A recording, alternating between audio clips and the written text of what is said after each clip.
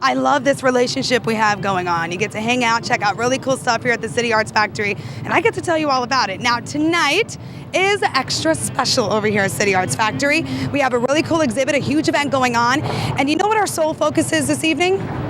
Cancer survivors and their families. We do have the Orlando Magic Room, and that'll be focused on the African American culture. So we have a lot of cool things going on this evening. All you have to do is stick around with us. This is a great example of a corporate, private, nonprofit sector partnership that we have been working with for almost a year. And it is a artist in residence program with United Arts, Baker Barrios, and Orlando Health to bring artists to MD Anderson Cancer Center Orlando while they're getting chemo treatment to take their mind off of what they're going through in their healing journey and learn the beauty of art and really discover their talent. I mentioned earlier that art could be so therapeutic. I mean, it really is. And tonight, what we're focusing on are cancer survivors and their families who are supporting them throughout. So, Shannon, could you tell us a little bit about the event this evening? Yeah. Well, as Kari said, they put on an incredible program at MD Anderson Cancer Center Orlando, and we really wanted to take the opportunity to sort of extend the program and bring it kind of out of the hospital and into the community, and honor the patients that are going through the toughest time of their lives, and really see, if you look around and you've gone through the exhibit tonight, you've seen a lot of color and inspiration and hope. And I think that is what this program really brings to the patients. Tell me a little bit about this painting. Actually, this piece is about the Greek mythological character Persephone. It's based about her being the Iron Queen. Originally, the story is that, she was promised to Hades, and that it's their kind of story that describes the changing of seasons. Mm-hmm. So one of the favorite, or symbolic things of Persephone is the pomegranates and the actual daffodils, I believe. So it's it's beautiful. Tied into the color scheme and what's going on in the piece, as you can see. Yeah, I think you did a phenomenal job. I'm looking at it, all of the detail, and this is oil actually on wood, correct? Yeah, on wood.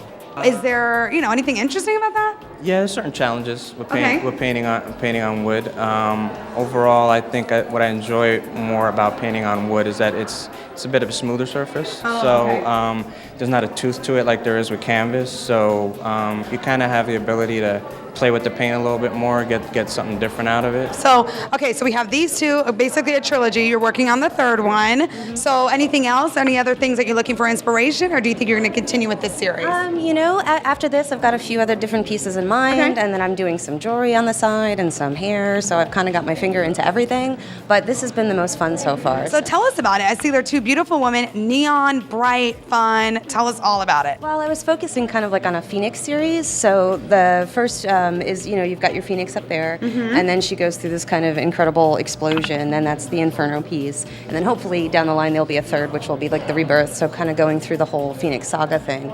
Oh, so there's a total connection between all of the canvases. Now, do you see yourself in this? Is this a part of you that you're expressing, or do you think it's strictly canvas work and just fun? It's a little bit of everything. I've been kind of inspired by literature a little bit. Ooh, yes. I've had a really hard year a couple of years back, went through a really messy divorce, and so this is kind of my kind of coming out and doing something. Sorry to hear that. That's okay though. But at least you express it. This is something therapeutic. That's why I love to focus on the artwork, because it's not just you paint, you sit, and you show it off. There's something deep, and it takes guts to display that to people. You're like, are they gonna like it? Are they not? It takes a lot of guts. Absolutely, and I wanted to do something kind of a little flashy, but at the same time had a little bit of me in it. This is your first time here displaying your artwork, right? Yes. Yeah, and that's a lot of fun. That's a big deal. This is taking guts. It's a big deal for me. Yeah, it's a big deal for me. I'm happy to be here. So, tell me a little bit about your artwork. We're going to go ahead. You want to focus on this one, and we can move. I want to show off a few because I love it. But definitely tell us, you know what? You did say something interesting about your career. What inspires you? Give us that little story, because I loved it. Nothing inspires me, really. I inspire you. 42 years in the medical field, 15 as a paramedic, enough death and devastation. So I just thought I'd focus on something a little brighter. Yeah, exactly what you're saying. She focused on such negativity, being in the medical field for, 20 or 40 years? No, I've been in the medical field for 42 years. So 42 years to have that negativity surround you all the time, you just kind of release yourself and do these positive paintings. It's an escape. Yeah. It's for me. It's not for anybody. I have a whole art room full of art. My husband's like, do something with this before they call us the art hoarder. You know? That's why we found you here at City Arts Factory. I feel like what you're saying is it's therapeutic, and I feel like that is the word for the evening. This is more what they call the old Renaissance painting, back when they did everything in a black and white, because painting was scarce. Paints were scarce. So you were limited to the amount of paint you had. So everything's done in a black and white acrylic and then glazed over in oils. So it's sort of a type of a Renaissance painting. And it's a study I wanted to prove to myself I could do it. And you definitely proved it, because I'm just so happy to meet you and be out here with you this evening, of course. Yeah, with Orlando Live. I mean, we do this every third Thursday. We're checking out. Any last things that you would like to say to people that are inspired by your artwork and just your energy, because I can go on about it all night. Anybody can paint.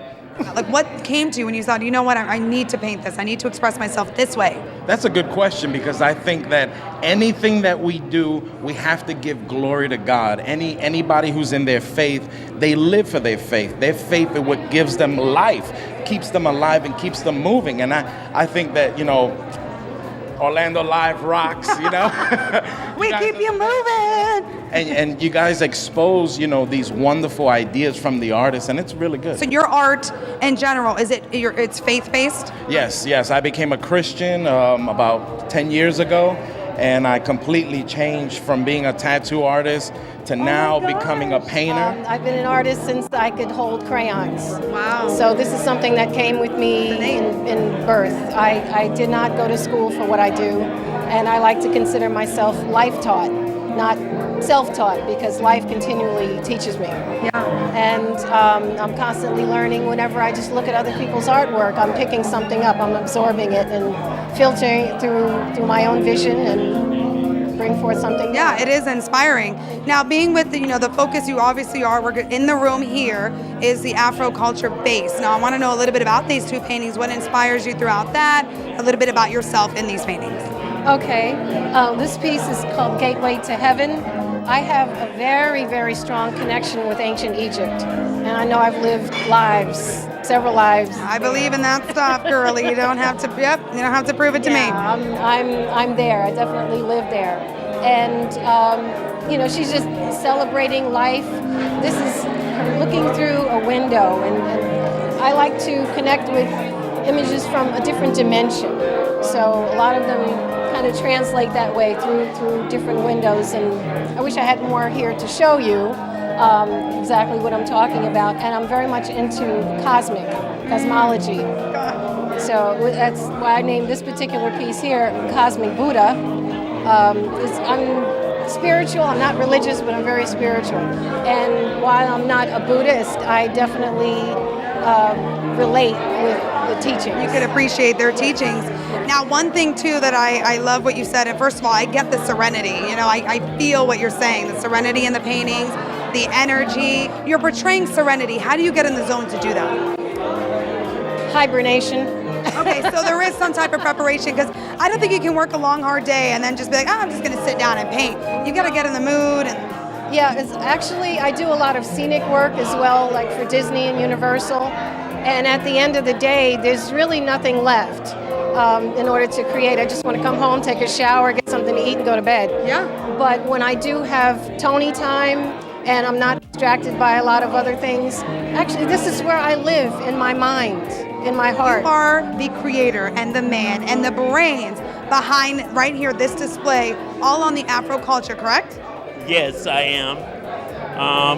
We came together to present significant works of Black artists, and normally I would have an art show for regular artists, but this year I decided to do something African American, and good for you. 12 artists who were local in the area, and we decided to show our works. Well, I think it's absolutely incredible. I've seen the energy in here and just the unity that everyone has coming in here and just having a good time. I think it's incredible. So is there any piece you want to focus on? I mean, tell me all the funny, unique stuff, because I know you got a lot in there. You need to share it. Well, I think Nioso, this guy's work, stand out. Okay. So let's focus on that. Definitely. It shows African terrain and African tribesmen, and it's very colorful, and that's what draws your attention to it. Very, very cool. Now, what's something that means a lot to you then? I mean, there's got to be, I know you said you chose the artists and the 12 artists and you wanted them to have this display, but why did it mean so much to you personally to do this? Well, I wanted to get together Black artists to celebrate Black History Month. Perfect. We don't hardly get together that much, and I thought it would be nice to just bring Black artists together to do a show for Black History.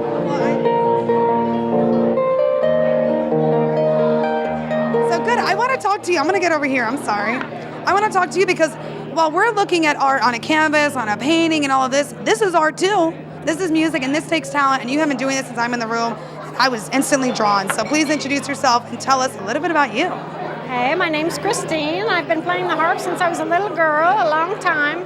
But I've only had this electric harp for about 6 months. The regular harp, you know, it's kind of limited to how much you can do with it, and with the volume for sure, it's definitely limited. So is this a career now? This is probably, it's still a hobby, obviously something you're passionate about. I've seen you, it's funny.